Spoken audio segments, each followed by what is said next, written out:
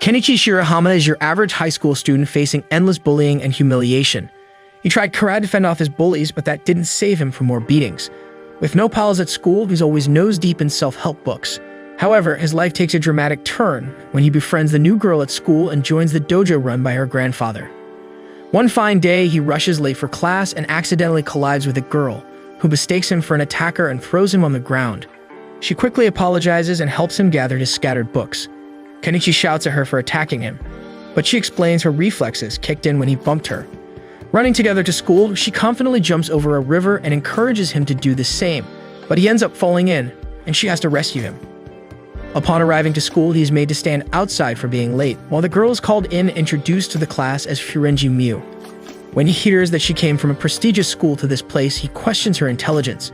To prove his point, she introduces herself to the class and informs the teacher that she will join Kenichi outside as a punishment for also being late. Outside the class, she thanks him for his help, even though she had saved him, and asks if he would like to be her friend. He couldn't believe his luck. It seemed like the tips from his books on making friends were finally paying off.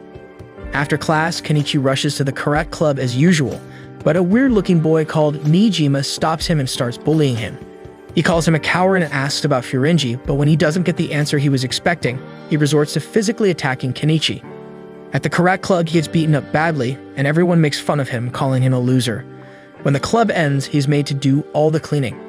After finishing his chore, he starts practicing on a punching bag, but a bulky guy called Daimonji stops him and punches him in the gut, saying that he doesn't deserve to be in this club since he's weak.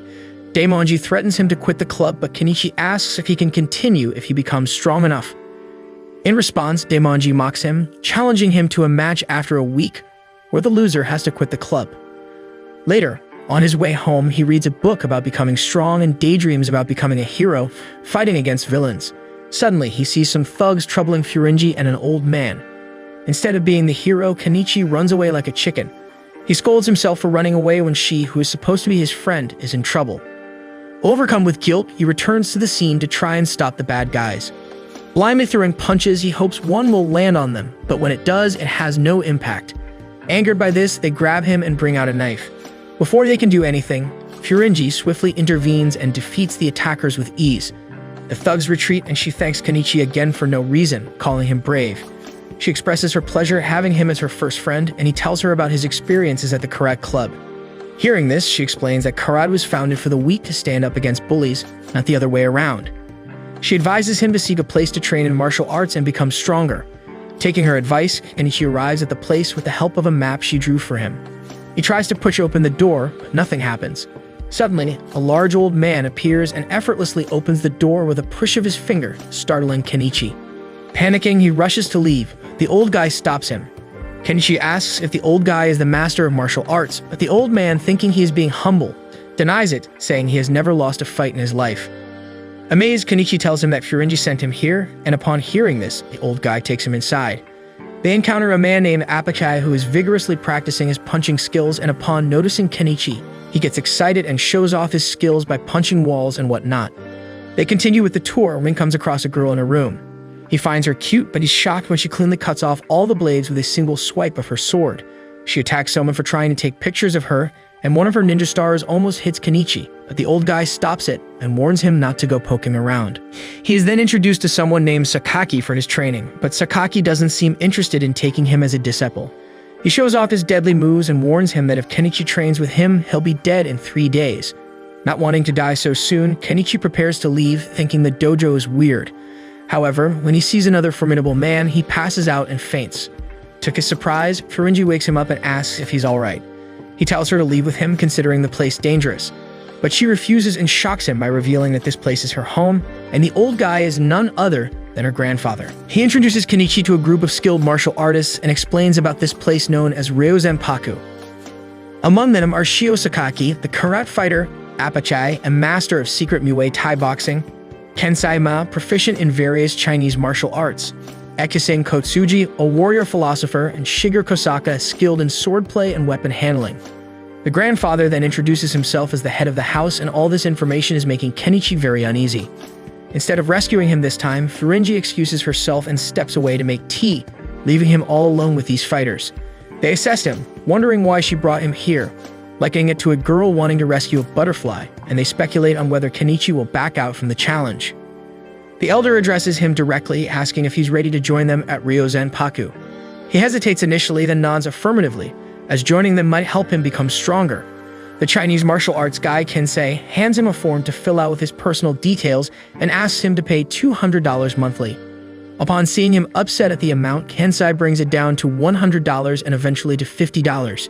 It seems all they want is money, and they don't care how much as long as they get it. Just then, Furinji comes back with tea for everyone and starts serving all the masters.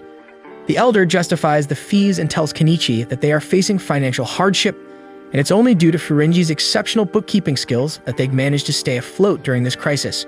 After hearing about her other responsibilities in this household, he imagines them treating her like a servant and resolves to come here daily, at least to protect her. The elder appoints Eikisame as Kenichi's master, since he has some teaching experience and known for his relatively tempered approach, was deemed the least likely among them to jeopardize Kenichi's life during the training process. Kenichi is already getting scared for his life and starts regretting his decision. Without wasting any time, Eikisame asks him about his martial arts experience, and he admits his lack of any experience and tells him about being bullied at school. Eikisame assures him that Jujutsu can empower him for self-defense and promises not to be an overly strict instructor. But he gets the shock of his life when the training begins, an endurance test in which he has to carry large jars while maintaining his balance. If he falters even slightly, needles will poke him and he will get burned from beneath. He wonders if this is the easy level and the harder ones must be life-threatening. Imagining training with the other masters alone fills him with fear for his life. He lets out a pained scream when he falters and needles pierce his skin. Eikisame allows him a moment of a break before giving him another task as part of his training. Kenichi has to carry Eikisame while running a distance of 3 train stops to a park. His protests are met only with stern encouragement from Eikisame in the form of beatings and scoldings. After this, he is instructed to take a rest, but he is left so exhausted that he can barely walk and considers quitting. However, he changes his mind after seeing Furinji and decides to come back. The following day marks the true beginning of his training. He has to walk between posts while carrying huge jars of water. He asks Eikisame when he will truly learn Jujutsu instead of doing all this muscle training, but Eikisame tells him that he has to improve his strength first. He explains that no matter the technique, an ant can't defeat an elephant with its strength, but takes back the comparison to an ant and says ants are stronger than him. Unable to tolerate this humiliation, Kenichi wants to quit, but Eikisame reminds him of the strength ants possess, inspiring him to persevere. Stating that Eikisame has a disciple, the boxer Apokai volunteers to train him as well, and Kenichi is pushed to his limits. The elder finds this amusing and tells him to be grateful for being trained by many masters. Meanwhile, Furinji hears about Daimoji's plan to take Kenichi's life if he participates in their challenge. Wanting to help, she meets him at park later to teach him some techniques. She demonstrates the techniques by intertwining her toes, a move called kuvo, and then pivoting outside known as haiho. However, he doesn't understand a thing. So she encourages him to attack her, guiding him through the technique involving footwork and movement. Although he initially refuses to attack her due to his male pride, he quickly learns that gender has nothing to do with learning and follows her instructions. Initially struggling with the movement, he gains insight and improves as she motivates him, emphasizing that progress demands determination and effort. The next day, Furinji waits for him to go to school and wonders why he is late. Soon she sees Kenichi walking towards her while practicing the stepping techniques she taught him yesterday. He tells her that although he started early because he is walking this way, he came late and asks her to go ahead without him. But she refuses, asserting her role as a supportive friend and walks with him to class patiently. His progress is put to the test when he enters the Karate Club to face Daimonji's challenge to a match. The duel commences and he finds himself struggling against Daimonji's attacks. Drawing on Furinji's teachings, he manages to evade Daimonji's assault. He continues dodging attacks, and his determination shines through as he employs the new technique, causing Daimonji to stumble and fall. Kenichi is declared the winner despite Daimonji's protests, claiming he used a restricted throwing move. Daimonji is asked to leave the club as per his earlier conditions, but Kenichi steps in and admits to using restricted moves to gain an advantage and accepts defeat instead. He leaves the Karate Club disappointed yet proud of his efforts. Nijima meets him outside and praises him for putting up a good fight. He proceeds to leave, but Kenichi stops him and thanks him. Nijima then reveals a key piece of information. The referee in today's match called Tsukuba is eager to fight him to test his skills. Kenichi starts to panic as Tsukuba is the top fighter in the Karate Club and contemplates his fate. Nijima mocks him, saying he will be finished in no time, and leaves laughing psychotically. The next day at school, 2 guys find Furinji cute and try to befriend her. However, they are shocked when she ignores them and goes to converse with Kenichi, who seems to be depressed about the events of yesterday. Unaware of his mood, she shares with him that she joined the gymnastic club and asks which club he joined since he is no longer in karate. In response, he tells her with great embarrassment that he joined the gardening club and proceeds to wallow in pity, heading off to water plants. However, she stops him, finally recognizing his mood, and wonders what to do about him. Just then, Niijima interrupts and introduces himself to her as Kenichi's best friend. Believing it to be true, she introduces herself, much to the jealousy of her classmates. He heads off, saying he will meet her later in gym class, while poor Kenichi seems to be forgotten. During the class, Tsukuba makes noise by crushing a walnut, so the teacher asks him to be quiet. Upon seeing him crush the walnut with ease, the teacher becomes scared and ignores his behavior. He continues crushing walnuts and questions whether Kenichi's display of strength was intentional or a lucky fluke. Later, Niijima informs Furinji that Tsukuba is planning to fight Kenichi, emphasizing that Tsukuba can break stones bare-handed. Meanwhile, Kenichi sits shivering and visibly panicked at the thought of facing him. She confuses that Tsukuba must be a black belt for such strength. At Ryozanpaku, Kenichi waters plants, plagued by thoughts of the impending fight that fill him with fear. Recognizing his anxiety, Akisame begins his training to address it. He's made to run like a horse while carrying Akisame, and Kensai provides lessons on leg-strengthening exercises, emphasizing the importance of strong legs in martial arts. Apakai attempts to demonstrate his warm-up routine to Kenichi, but Kenichi flees from the scene.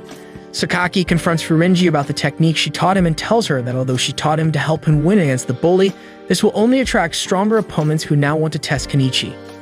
She is shocked that Sakaki could predict what is happening and realizes that the reason why the masters haven't taught him any techniques is because of this very reason.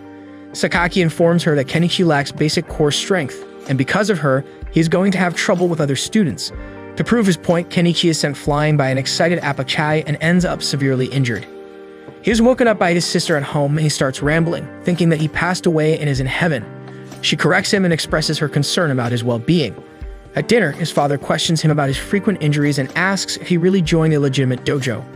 He admits it is not legitimate and dismisses the idea of legitimacy. He runs away to his room and his sister follows him, exclaiming that he is being bullied in the dojo as well.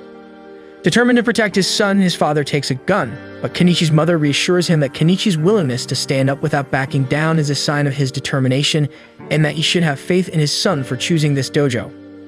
The next day, Kenichi and Furinji scale the school fence in an attempt to evade Tsukuba, and she observes that he is getting tougher every day. In the gymnastics class, a girl named Takashima receives praise for her performance, but when Furinji demonstrates her flexibility during stretch-ups, everyone praises her instead. Seeing this, Takashima becomes jealous and challenges her to perform. She takes a deep breath and showcases her exceptional gymnastic abilities. Everyone praises her, while Takashima wallows in jealousy. They hail her as a master and express their desire to be taught by her. Meanwhile, Kenichi is sneaking around the locker room in an attempt to evade Tsukuba's sight, but as luck would have it, Tsukuba comes upon him from behind and startles him. Tsukuba takes him outside and asks him to fight, but he pleads to be let go. Tsukuba mocks him, calling him a coward, which provokes him to accept the challenge. Kenichi is overpowered and beaten up badly by Tsukuba. Despite the defeat, he refuses to give up and holds Tsukuba's leg tightly. Tsukuba kicks him to let go, and he eventually withdraws after getting exhausted, and Tsukuba notices that he got a bruise from Kenichi's strong grip on him. Furinji returns home to find Kenichi there and inquires about his injuries, but he tells her that he fell from the stairs and leaves. Sakaki informs her that many men hesitate to express their suffering to women and advises her to let him be. Akisame tends to Kenichi's wounds and he laments losing despite his hard work. Akisame inquires about his intentions and he expresses his desire to confront Tsukuba and make him acknowledge his strength and courage. Akisame reassures him and informs him that his technique training will commence the next day. Kenichi's desires make him reflect on the words he once spoke to his own master, emphasizing the importance of his belief in justice. After learning that Kenichi can train in techniques tomorrow, Apache declares his readiness to help him, but Akisame cautions him about understanding his limits. But Apakai ignores this and remains enthusiastic about taking Kenichi as his first disciple. The following day, Akisame brings a creepy-looking Buddha statue and informs Kenichi that he is going to teach a technique called the Throwing Deity Crate. Kenichi is asked to throw the statue, but he finds it too difficult to lift. Akisame instructs him to focus on the center of gravity and explains that if he can break his opponent's balance, then he can easily overthrow them. Next, he receives instruction from Kensei, who demonstrates a counterattack technique with the help of Furinji. He practices this technique, But when Apachai comes to teach him, he flees. However, Shiger catches him and hands him over to Apachai like a piece of meat. Reluctantly, he accepts his fate and puts on the boxing gloves, scared for his life. At the start, the training goes smoothly with him punching Apachai, but when Apachai asks him to dodge his punch, Kenichi collapses from the impact. His training intensifies as he practices the throwing deity great technique and the counterattack technique. Every time he throws the statue to the ground, the next time proves to be more difficult instead of easier. All this time, Sakaki watches over his training from afar and starts to take a liking towards him. He praises Kenichi for lasting more than 3 days there and tells him to observe the statue. Kenichi suddenly realizes that this statue is slightly bigger than the previous one, and soon he finds a room full of Buddha statues with varying sizes that Ekisame has been switching deceptively. Taking pity on him, Sakaki offers to make an exception that day and teach him a technique. He questions Kenichi about his opponent's karate style, but he tells him that he doesn't know. Sakaki first gets angry at his reply, but soon becomes gentle with him and asks him to demonstrate Shukaba's fighting stance, which he does. Sakaki tells him that Shukaba has a sports karate style and offers to show a technique that will defeat Shukaba for sure. Shiger and Ekisame are surprised that Sakaki is teaching someone. Later at school, Furinji finds Tsukaba beating up a guy and intervenes. When Tsukaba touches her, she hits him. Seeing her skills, he asks her to fight him, but Kenichi suddenly appears with his manly pride and stops her from fighting and instead challenges Tsukaba on her behalf. She warns Kenichi that he isn't strong enough to fight Tsukaba, but he refuses to let go of his pride. The fight begins and Kenichi recollects the technique that Sakaki taught him. He goes to attack Tsukaba's face but ends up punching him in the gut with his other hand. This technique is called the Yamazuki of Basai, which works perfectly against sports karate-style players like Shukabaka. Kenichi recalls Sakaki's words about people generally having a fear of being hit in the face and advises him to use this to his advantage by targeting other areas when they cover their face. Tsukaba becomes angry and charges forward, but Kenichi uses the special counterattack technique that Kensei had taught him and finally employs the throwing Buddha technique to throw Tsukaba to the ground. Compared to the statues, Tsukaba is much lighter and gets easily overthrown by Kenichi, resulting in his defeat. Kenichi rushes to him and checks if he is alive, letting out a sigh of relief upon finding him breathing. Furinji finds this cute and giggles playfully at him for caring about his opponent's well-being instead of his own. Back at the dojo, he proudly announces that he won against Tsukaba, but Sakaki tells him that he is yet to face the difficult part and that he will find out about it soon. The next day at school, Kenichi gets suspicious when everyone around him seems to be afraid of him, and he shares this with Furinji. It turns out Nijima was publicizing his success against Tsukaba to everyone, and Kenichi scolds him for it.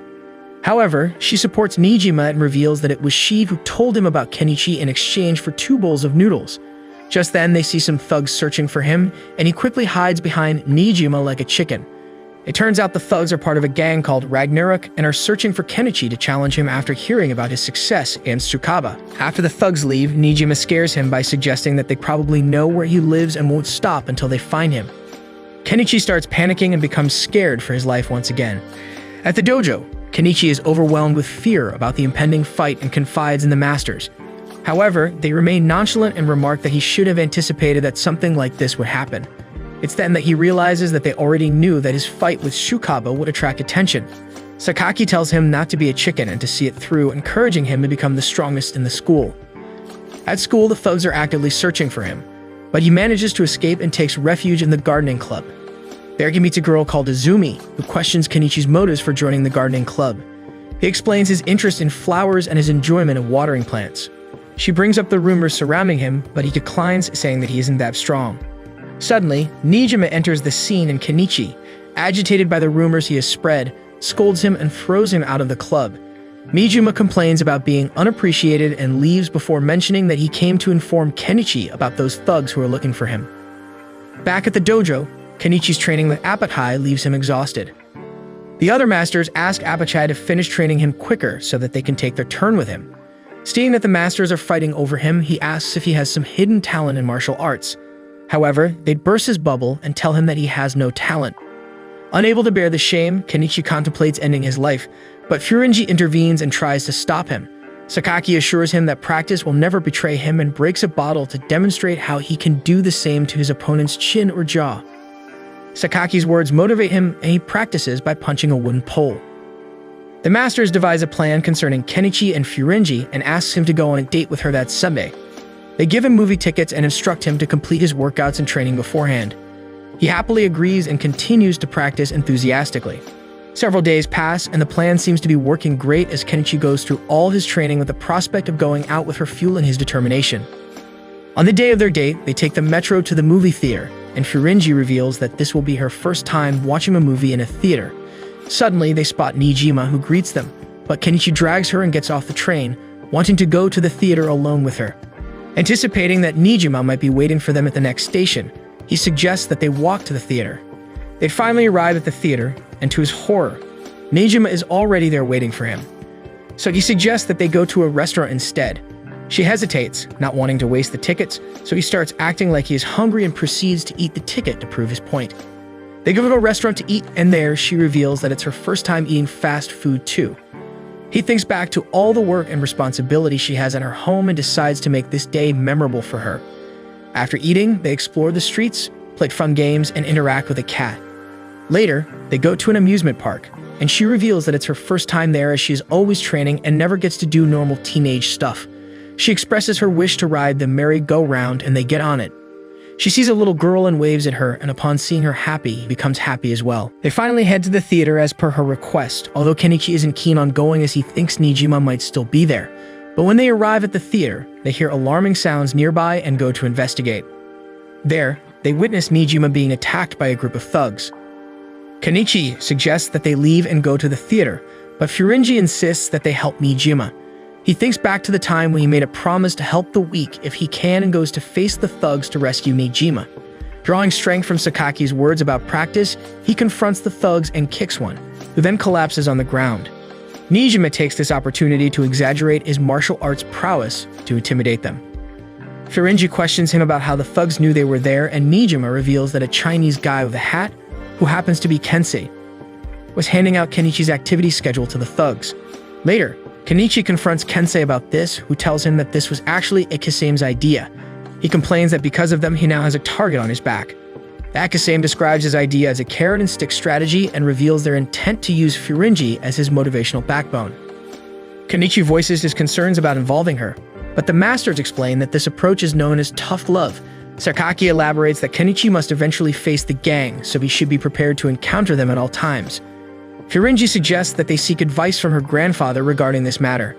The elder shares his own experiences of being bullied and the eventual repercussions for his tormentors, encouraging him to brace for future challenges as more adversaries will come his way. The next day, Kenichi secretly admires Furinji's impressive gymnastic skills during her session. As the session goes on, Takashima hurls a stick at her in an attempt to make her trip, but she catches it gracefully with her ribbon, earning praise from everyone present. At home, Kenichi informs his family that from now on he'll be spending the nights at the dojo on weekends and proceeds to leave. His dad is not happy about his decision, and his sister worries about him, thinking he is going to be beaten up at night as well. His dad thinks that he is being brainwashed by some evil dojo members and takes out his gun, but he returns home tired and injured. His mother encourages his sister to visit him and hands her a box of medicine to give to Kenichi. At the dojo, Kenichi, determined to intensify his training, dons his karate outfit and observes the masters in their training with admiration. However, when he approaches Shigeru and asks about her plan, she leaves without responding. Akisame informs him that for the next 2 days, he has to engage in rigorous training and introduces a device he developed called the Great Leg Sprinter. This device is designed to enhance a person's flexibility, a crucial aspect of martial arts. Akisame asks Furinji to assist him. As she pushes the device, it widens Kenichi's legs, causing him to shout in pain, expressing his inability to endure it any longer. Akisame explains that the device is meant to gradually achieve a 180-degree leg split after 16 hours, and that if he wishes to stop, he should use a safe word. Furinji continues to push the device and Kenichi's screams continue, but he starts to relax a bit as she assists him in achieving the split. Suddenly, Kenichi's sister barges in, having observed his struggles in secret. Her entrance causes Furinji to fall onto Kenichi, accidentally making him perform the 180-degree split before he could use his safe word. His sister tries to embrace him, but he pushes her away, unable to bear the pain. Akisame intervenes and checks on Kenichi's condition. He kicks Kenichi's leg, miraculously relieving the pain. Akisame reveals his background in acupuncture and assures Kenichi that he can break as many bones as he wants, since he's there to mend them. When Kenichi introduces his sister to Furinji, she comments on how cute she is, but his sister accuses Furinji of toying with her brother's emotions. She urges Kenichi to come home with her and attempts to drag him by his hands, but he breaks free and stays back at the dojo. His sister becomes upset and hands over the gift her mother gave to Furinji before leaving. Furinji mentions that Kenichi is fortunate to have a sister, so he inquires about her family. She sadly tells him that her parents are gone and that her grandfather is all she has left before leaving. The masters tease him, suggesting that he hurt her emotionally. He reflects on her talent and speculates that her tragic past might have compelled her into martial arts during her childhood. Overwhelmed with emotions, he decides to apologize to her, but he is intercepted by Akisame, who hands him over at Apachai for further training. Shiga returns and inquires about Kenichi, who is battered and bruised from his training session with Apachai. The elder asks if she's concerned, but she replies that she isn't and leaves. He reflects on Kenichi's positive impact on everyone since his arrival. At dinner, Kenichi is surprised to see that Furinji has prepared a variety of dishes. He asks why Shiger hasn't joined them for dinner, and Furinji explains that Shiger prefers to eat alone. As he's about to eat, the masters steal his food, leaving him with nothing to eat. Later in the night, feeling hungry, he receives a meal served by Furinji on the rooftop exclusively for him. This gives him the opportunity to apologize to her, and she accepts his apology, mentioning that she isn't sad anymore. Curious about each other's aspirations, she asks him about his dreams, and he reveals his desire to become a novelist. In return, he asks her about her own dreams, to which she claims they are a secret. However, Shiger reveals Furinji's aspiration to become a beautiful bride by reading a letter she had written a couple of years back. Embarrassed, Furinji tries to snatch the letter from Shiger, who leaves the scene. She then expresses her wish for him to be her best friend forever. While he is saddened by the fact that he can't be her boyfriend, he acknowledges that their current friendship is for the best. A few days later, at the gardening club, Kenichi is engrossed in watering the plants. Izumi notices his lively demeanor and comments on it. He explains that the club is his only safe haven from the thug group and martial art masters. He recalls the intense training he endured in the dojo, but remains resolute about not quitting the club because of Furinji. She playfully remarks that despite the rumors of him being the strongest and meanest boy in school, he is quite good-natured. He dispels these rumors, attributing them to Nijima. Curious, she asks about his favorite plant, which he affectionately calls the Snowman King, and he expresses his concern about its slow growth. Meanwhile, Nijima is spying on them from outside and thinks to himself that there is no way Kenichi is going to survive against the thugs, as he had witnessed their brutal attacks earlier. At the dojo, Kenichi practices his punching, but Sakaki corrects his posture and demonstrates how to properly punch by breaking a wall with his bare hands. Kenichi says that he can't be like him as he doesn't have huge muscles. Sakaki tells him not to make excuses and calls for Furinji to demonstrate. He explains that in terms of muscle strength alone, she is weaker than him and asks her to showcase her punches. She displays her prowess by executing 6 strong and precise punches per second, leaving Kenichi shocked. Sakaki explains the nuances of karate styles, Nahat, which emphasizes muscle strength, and Shurite, which focuses on the speed of fists when striking. He tells Kenichi that he should eventually master both styles, but for now, he should start with Shurite and focus on speed. Kensai interrupts them and declares that it's his turn to teach Kenichi. He demonstrates an arm-swinging movement and encourages Kenichi to practice it in the neighborhood while he indulges in reading a somewhat inappropriate book. As Kenichi practices the peculiar swinging arm movement in the streets, onlookers make fun of him, causing him embarrassment. However, despite this, he takes the exercise seriously and persists. Witnessing his determination, Furinji joins him as well. She tells him that this is an exercise to loosen his muscles and explains that when he swings his arm forcefully in one direction, it also engages strength in the opposite direction. They continue conversing while performing the exercise when, unexpectedly, they encounter a thug from the Ragnarok group. The thug introduces himself as Taichi and targets Furinji, declaring his intention to make her his girlfriend by defeating Kenichi.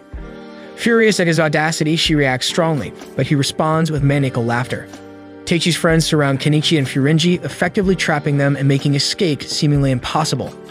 But to their luck, Sakaki appears out of nowhere and intervenes.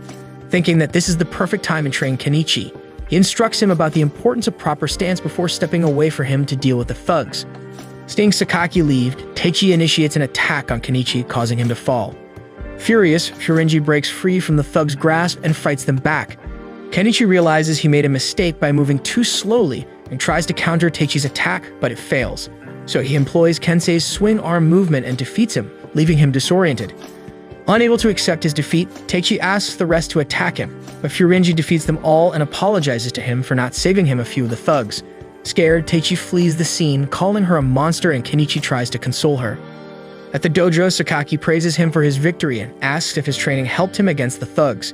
Kenichi replies that it was indeed helpful, but he privately acknowledges that it was actually Kensei's technique that allowed him to land a lucky hit on Teichi's chin. Sakaki then informs him that Apachai is upset with him for missing his training session that day. He goes to Apachai to apologize and explains the situation.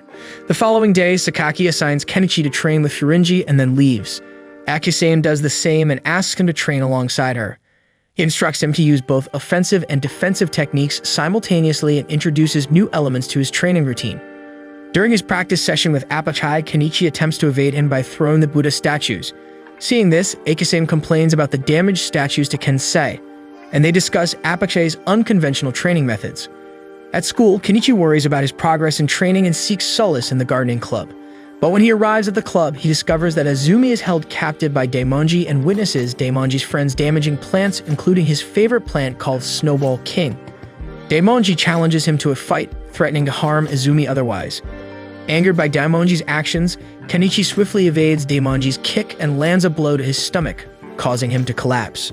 Seeing Daimonji's friends flee the scene, Kenichi becomes upset that he couldn't save his plants and apologizes to them. However, Azumi reassures him and suggests that they restore the plant by repotting the damaged one. After a few days, much to Kenichi's surprise, Azumi shows him the Snowball King plant and tells him that it has survived. He becomes extremely happy and reflects on the plant's deep roots and gradual growth, realizing that it parallels his own martial arts journey. He recalls his recent success against Daimonji's kicks and becomes content with his progress. He vows to continue working hard so that he can become like his resilient plant, the Snowball King. At school the next day, the thugs are actively searching for him. In an attempt to evade their pursuit, Kenichi hides inside a cupboard and secretly eats the food that was delivered to him. Later, a guy named Takashi confronts him. Kenichi becomes angry that this guy interrupted his shopping plans with Furinji and decides to fight him, while she takes care of the rest of the men. Kenichi admires her skills and manages to land a blow on Takashi, injuring him. As Takashi takes out his knife to attack Kenichi, she warns him to be careful and intervenes, taking his belt to neutralize Takashi and his friends. At the dojo, the masters notice that Kenichi seems depressed since he returned from shopping. Apachai expresses concern and asks if he can go comfort him, but Sakaki denies Apachai's request, telling him to leave Kenichi alone. Kenichi goes outside and reflects on his fight with Takashi, particularly how he panicked upon seeing the knife. Shiger joins him and attempts to get his attention. When he doesn't respond, she demonstrates her skills to him. Akisame informs him that she wishes to teach him how to handle weapons and informs that she can manipulate various weapons. However, he doesn't seem to be interested in weapons, so Akisame emphasizes the importance of understanding weapons to effectively counter them. The masters, along with Furinji, attentively watch Kenichi's training session with Shiger. She informs him that they are going to start with a knife, but Furinji takes the knife from her hands and gives her a spoon instead. Shiger proceeds to use the spoon to tear his clothing as a demonstration. Hearing the commotion, the elder joins them as well and offers his insight, stating that whether it's a knife or a spoon, they are simply metal objects that are harmless unless they strike you. He explains that it doesn't matter what object Shiger is using, as she never misses her mark. The elder encourages Kenichi to calmly observe her movements and find an opening to attack. This time, they practice with paper rolls. She instructs him on proper posture through a series of hits with her paper roll, highlighting his vulnerabilities. She corrects his stance and asks him to initiate an attack. However, when he does, she effortlessly counters his moves. Despite repeated attempts, Kenichi continues to fail, eventually collapsing on the ground due to exhaustion. The elder tells him the importance of courage in combat, as it enables him to be calm and help him find his opponent's weaknesses. However, Kenichi doubts himself as he feels he is lacking in courage. The elder advises him that training is the key and tasks Shiger to push his limits. After his intense training with Shiger, he becomes exhausted and is unable to walk properly. He then sees Sakaki training and admires his physique, dreaming of possessing similar muscles. Suddenly, Akisame interrupts his thoughts and invites Kenichi to go shopping with him. However, it turns out that Kenichi is once again made to haul him like a horse as part of their routine tire workout, and their exercise continues. On the streets, Kenichi feels embarrassed before girls as they walk by making fun of him. He questions when he will graduate from basic training, but Akisame dispels the notion and tells him that there is no graduating from basic training. He explains that in the past, martial artists prioritized sparring over excessive muscle training. Akisame elaborates on the risks and benefits of building muscle only through sparring. While it enhances specific muscles necessary for fighting, it carries a higher risk of injury. When asked if he's willing to attempt it, Kenichi hesitates and says no. After finishing their shopping, they walk back to the dojo. Along the way, they come across a gang harassing two girls, one of whom is Izumi. Kenichi realizes that these are the same individuals who had bullied and fought with Furinji. The gang leader identifies Kenichi, and they surround him. Akisame asks the girls to run away and intervenes, showcasing his incredible strength by breaking the leader's bone. He subsequently mends it, explaining that he had dislocated the bone by mistake. The gang leader instructs his men to fetch their chief and gather more weapons. Soon, the chief arrives, a massive figure donning a comical mask. A showdown between Akisame and the chief unfolds, during which Akisame demonstrates his incredible combat prowess and imparts valuable techniques to Kenichi. As the situation intensifies, the gang leader draws a gun and aims it at Akisame. Confidently, he approaches the gang leader and pulls him by his head, separating their fight to ensure the safety of passersby. Kenichi is astonished by his sensei's skills and stealthily observes their fight. What he witnesses both terrifies and impresses him about Akisame, leading him to vow to keep the incident a secret and not reveal it to anyone. Later, Kenichi confides in Sakaki about Akisame's strength and learns about 3 different muscle types in the human body: white muscle for speed, red muscle for endurance, and pink muscle for a balanced combination of both attributes. Sakaki reveals to him that Akisame defied conventional training wisdom and underwent bizarre training for 20 years to transform all his muscles into pink muscle. Afterward, Kenichi prepares to leave home, but Furinji worries about him. He reassures her and tells her not to worry. However, on his way home, he encounters Takashi, who is armed with a knife and ready to fight him. He recalls the elder's words that whether it's a knife or a spoon, they are just metals as long as they don't hit him. Using this newfound understanding, he disarms Takashi by mocking him and kicking the knife away when he sees an opportunity. He then remembers Akisame's advice on targeting opponents' vital points to throw them off balance and proceeds to strike Takashi's face. While Takashi is disoriented, Kenichi rambles about his pitiful life and the rigorous training he undergoes at the dojo. Meanwhile, Furinji observes him in secret, finding relief and happiness in Kenichi's newfound resolve.